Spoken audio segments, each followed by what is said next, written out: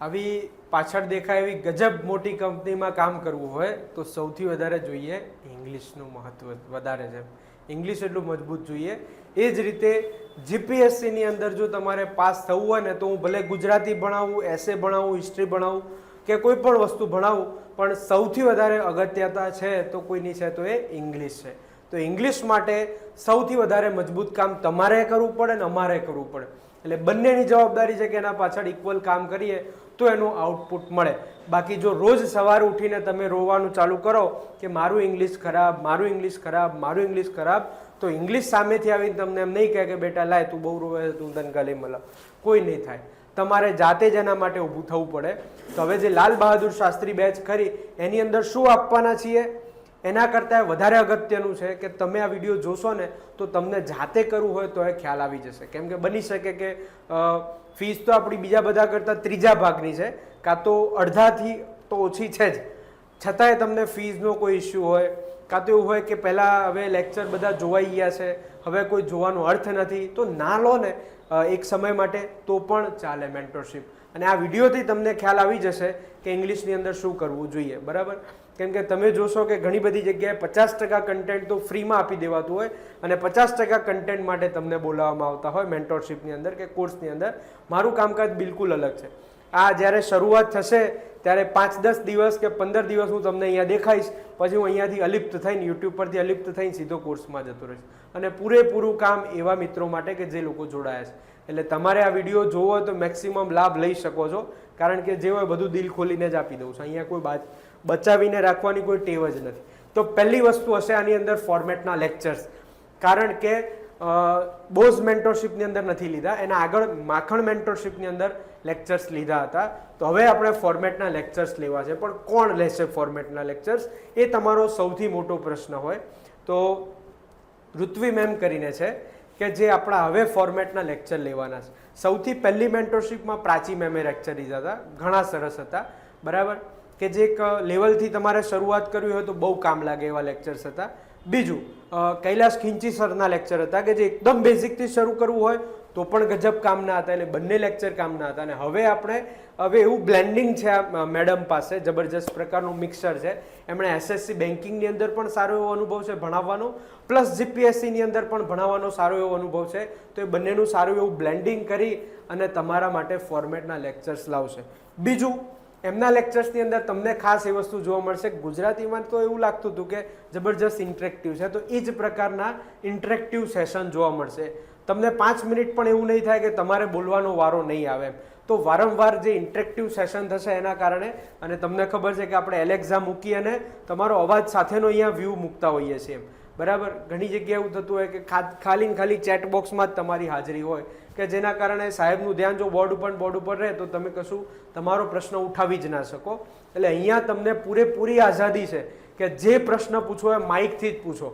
બરાબર? બધાના દેખતા જ પૂછો, કેમ કે બધા તો ચેટબોક્સ જોતા ના હોય. એટલે તમને એમ થાય કે ચેક કરવા હોય તો એ કરો લા.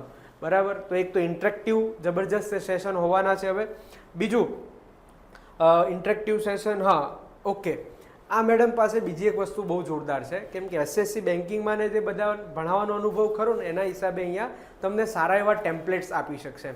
કે રિપોર્ટ રાઇટિંગ જે અત્યાર સુધી, સાચું કહું તો નથી આપ્યા. અત્યાર સુધી મેં શું આપ્યું છે તમને ઇંગ્લિશ માટે, તો કે પિન પોઇન્ટર્સ આપ્યા, પછી કીવર્ડ્સ આપ્યા, કે પછી ન્યૂ ઇન્ડિયા સમાચાર હાઇલાઇટ કરીને આપ્યું, કે જેના માટે તમારે થોડીક પ્રેક્ટિસ કરવી પડે એવી હતી. હા, તમે 10 ન્યૂ ઇન્ડિયા સમાચાર આજે ગેરંટી મારું છું કે 10 ન્યૂ ઇન્ડિયા સમાચાર જે હાઇલાઇટ કર્યા છે શબ્દો વાંચી લો અને એના જે કીધા છે વાક્યો બનાવો તો ગેરંટી 10 થી 15 માર્ક્સ ઇમ્પ્રૂવ થાય. મિનિમમ 10 માર્ક્સ તો ગઈ બેચ કરતાં ઇમ્પ્રૂવ થાય જ. બરોબર? તો આપણે એ આપ્યું. હવે તમને શું મળશે?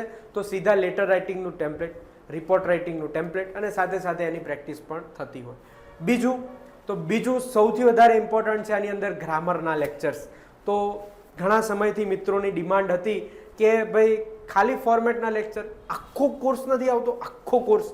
તો એ જે આખો કોર્સની જે ડિમાન્ડ હોય ને આખો કોર્સ આની અંદર આવવાનો છે. તો મેડમની ટીચિંગની પદ્ધતિ એવી છે કે સૌથી પહેલાં ગ્રામરનો બેઝ બને અને એના ઉપર ફોર્મેટની ઇમારત ચણાય. તો સૌથી પહેલાં ગ્રામરના સેશનથી જ શરૂઆત થાય. પણ જુઓ, જે મિત્રોને ખરેખર હકીકતમાં ઇંગ્લિશ શીખવું છે ને એ લોકો ગ્રામરથી શરૂઆત કરી શકે. તો ગ્રામરના લેક્ચર સૌથી પહેલાં હશે. હવે ત્રીજી વાત, એના અંદર સૌથી મોટો રોલ મારો હશે. આ બેની અંદર ઋત્વી મેમ તમને વધારે મદદ કરી શકશે. ત્રીજામાં મારો રોલ સૌથી વધારે છે. શું છે? તો સ્ટાર્ટ ફ્રોમ સ્ક્રેચ. આની અંદર અત્યાર સુધી એવું થતું હતું કે હું ખાલી PDF મૂકીને રહી જતો હતો. એક બે ખાલી પેલા સેશન લીધા મેં, શાના? તો ટેમ્પલેટ્સના સેશન લીધા. હવે ફાયદો શું થવાનો? તો એક બાજુ મેડમ ઊભા હશે, એક બાજુ હું ઊભો હોઈશ, અને મેડમ ગ્રામરવાળો પાર્ટ, ઇંગ્લિશવાળા પાર્ટ ઉપર કામ કરાવે, જ્યારે હું શું કરું તો તમારા GS પાર્ટ, તો ઇંગ્લિશની અંદર પણ GS જે લખવાનું છે એની તમને પ્રેક્ટિસ કરાવવા માટેનું જે ભેગું સેશન હોય એવા સેશન સૌથી પહેલું આવશે. 2 ફ્રેમનું સેશન, એટલે કે ટેન્સીસ ચાલતા હોય તો બાજુમાં હું પણ ઊભો હોઉં, મેડમ એમનો ટેન્સ ચલાવવાનું પૂરું કરે એક ટેન્સ, પછી હું તમને કહીશ કે બોલો આના આપણે જનરલ યુઝ કયા કયા, કે મતલબ sports, health, education, infrastructure, cities, urbanisation, globalisation, એ બધાની અંદર આ ટેન્સના કયા કયા પ્રકારના વાક્યો બનાવ્યા છે. અને ફાયદો હવે ક્યાં થાય? હું એકલો જો સેશન લેતો હોઉં તો તમે ગમે તેવી ગ્રામરની ભૂલ કરી નાખો તો મને એટલી બધી ખબર પડે નહીં. એટલી ખબર પડે કે તમે વાક્ય આ ગ્રામરના આ પોઈન્ટ મુજબનું બનાવ્યું કે નહીં, પણ મેડમ હશે તો તમારા વાક્યો પણ સુધારશે. એટલે અત્યાર સુધી કેવું થતું હતું, તમારા પાસેથી માત્ર ગુજરાતીમાં વાક્યો લઈ શકાય કે આ ટેન્સ માટેનું ગુજરાતી વાક્ય તમે આપી દો, ઇંગ્લિશનું તો હવે મેડમ તમારા પાસે ઇંગ્લિશનું એનું જ વાક્ય લેશે અને તરત ને તરત તમારી ભૂલો સુધારીને આપે. તો આ પ્રકારનું એક 2 ફ્રેમ સેશન લેવાશે. હવે 2 ફ્રેમ એટલે ટેન્સીસ માટે વપરાય, કન્જક્શન માટે, પ્રેપોઝિશન માટે, જેટલા માટે પોસિબલ હોય એટલાના 2 ફ્રેમ. એટલે એક ફ્રેમમાં મેડમ હશે, એક ફ્રેમમાં હું હોઈશ, અને બંને ભેગા થઈને લેક્ચર્સ આપીશું. જોરદાર. બીજું હશે ન્યૂ ઇન્ડિયા સમાચાર, કે જે અત્યાર સુધી માત્ર ને માત્ર હાઇલાઇટ કરીને આપવામાં આવતું હતું. હવે એની અંદર હાઇલાઇટથી એક લેવલ આગળ જઈ અને હવે એની અંદર સૌથી વધારે લિંકર્સનો ઉપયોગ છે. અને તમે ગેરંટી મારીને કહું કે 90 ઉપર જેટલા માર્ક્સ જુઓ ને એની અંદર લિંકર્સનો સૌથી મોટો ફાળો, કે બે વાક્યોને ભેગા કરી જાણે.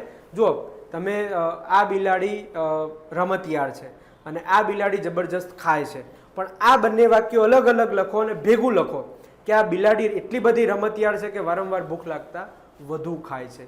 તો આ શું થયું? તમારું એનાલિસિસ સાથેનું અને બંનેનું કોમ્પ્લેક્સ સંયુક્ત સંકુલ પ્રકારનું વાક્ય તમે બનાવી શકો તો જ તમારા માર્ક્સ સૌથી વધારે મળે. હા, એવરેજ સુધી તમે લિંકર્સ વગર પણ પહોંચી જશો, પણ જ્યારે તમે 90 ઉપર માર્ક્સ જોઈને જે આમ આકર્ષિત થતા હોય કે આવા માર્ક્સ મારે પણ જોઈએ, એ લેવા માટે તમારે લિંકર્સનો સૌથી વધારે ઉપયોગ કરવો પડે. અને એનો સૌથી વધારે ઉપયોગ કોણ કરે છે?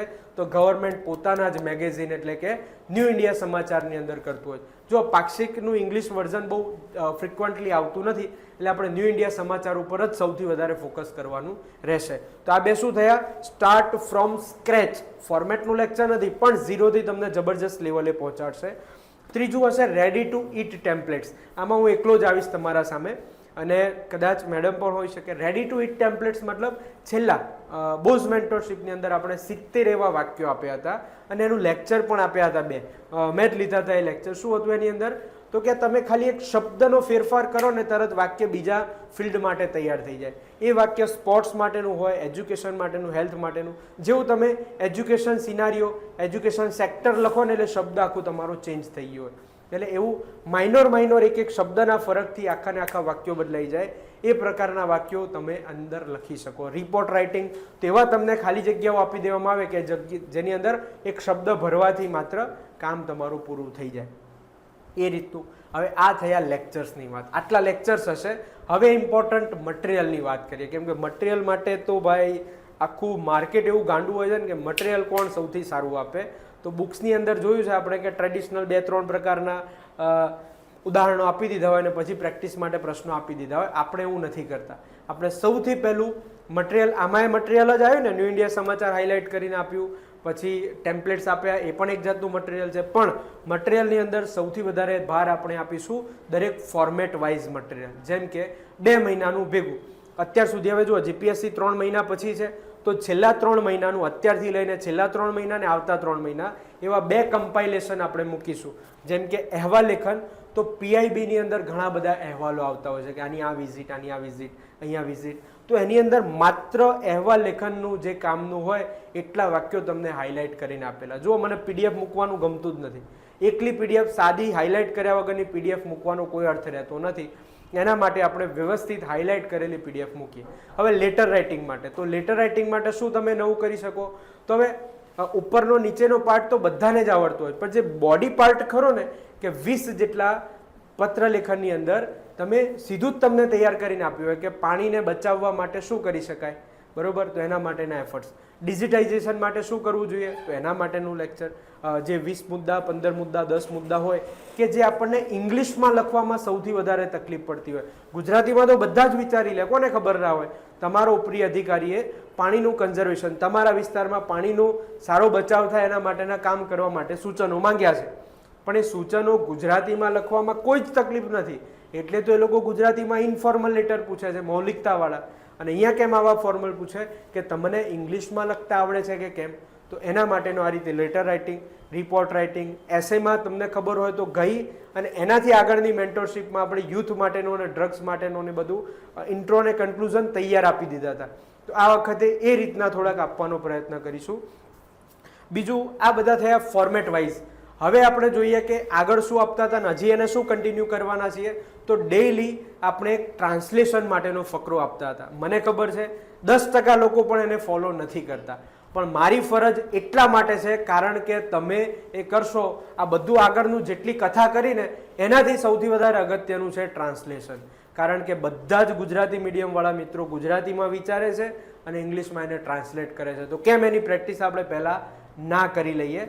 તો એના માટે 45 દિવસ સુધી પહેલેથી જ મૂકી દઈશું. 45 દિવસ સુધી ડે 1, 2, 3, 4, 5, 45 સુધીના ટ્રાન્સલેશન માટેના પેરેગ્રાફ પણ કેવા કે જે ફોર્મેટનું વિચારીને મૂકીશું. એવું નહીં કે પછી આ જોઈને મૂકી દીધું, આ જોઈને મૂકી દીધું, એવું નહીં થાય. વ્યવસ્થિત આ ફકરો માની લો કે રિપોર્ટ રાઇટિંગની અંદર કામનો છે તો મૂક્યો, આ સ્પીચની અંદર કામનો છે તો મૂક્યો. તો એનું તમે ટ્રાન્સલેશન કરશો ને એટલે સૌથી વધારે ઇમ્પેક્ટ ઊભી થાય. બીજું, 45 દિવસ માટે આની અંદર પ્રયત્ન કરીશું, કારણ કે એવા ફકરા સારા સારા મળતા નથી હોતા અને પછી તમને બિનજરૂરી રીડિંગ કરાવીને કોઈ અર્થ નથી. તો 45 દિવસ સુધી રીડિંગ માટે મટીરિયલ આપવાનો પ્રયત્ન કરીશું કે 3-4 પેજનું રીડિંગ હોય કે દરરોજ તમે 20 મિનિટ તો એટલીસ્ટ તમે એના પાછળ ફાળવો જેમ, બરાબર. 20 માર્ક્સનો નિબંધ છે એની અંદર કે જેની અંદર સૌથી વધારે લોકો માર્ક્સ ખેંચી દેતા હોય છે. તો આના માટેનો પ્રયત્ન કરીશું. એટલે આની અંદર લેક્ચર્સથી માંડીને પીડીએફથી માંડીને 150 માર્ક્સ તમારા વ્યવસ્થિત રીતે કવર થશે. ઓકે, આટલું હશે આપણું ઇંગ્લિશ. Thank you.